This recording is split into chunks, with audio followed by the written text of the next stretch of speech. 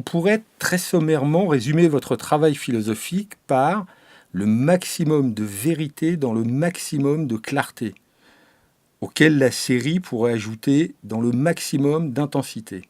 Quel est votre avis? La philosophie, vous dites vérité et clarté, les deux m'importent, mais c'est évidemment la vérité qui est la plus importante, mais je dirais la clarté est nécessaire parce qu'une pensée obscure, personne ne peut savoir si elle est vraie. C'est-à-dire le confort de l'obscurité, c'est-à-dire qu'un auteur très obscur ne risque pas d'être critiqué, encore moins d'être réfuté, parce que personne n'est jamais sûr de comprendre exactement ce qu'il voulait dire. Ça ne veut pas dire que c'est forcément un mauvais auteur. Hegel n'est pas toujours aussi clair qu'on pourrait le souhaiter, et Heidegger ne l'est jamais. Mais ça n'empêche pas qu'Hegel soit un génie et que Heidegger ait du talent. Mais c'est un génie, Hegel, qui n'est pas toujours clair, et c'est un talent, Heidegger, qui est toujours obscur. Alors, comme il est toujours obscur, effectivement, il est incritiquable, irréfutable, si vous voulez.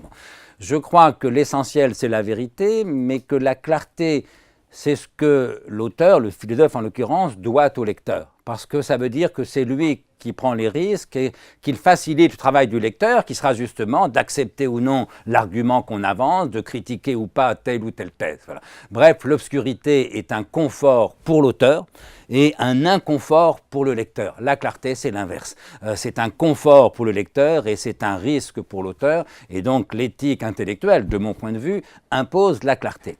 Dans un film éventuel, dans une série éventuelle, c'est bien sûr différent, mais on peut retrouver le même goût de vérité, on peut retrouver la même clarté, mais en effet, vous avez raison, avec une intensité autre, parce qu'encore une fois, la philosophie, c'est des concepts, et donc, même si on essaye d'écrire au plus près de son affectivité, malgré tout, ça reste abstrait, et donc, il manque en effet quelque chose, qui est l'intensité de la vie, qui est l'affectivité incarnée, qui est le corps d'un être vivant.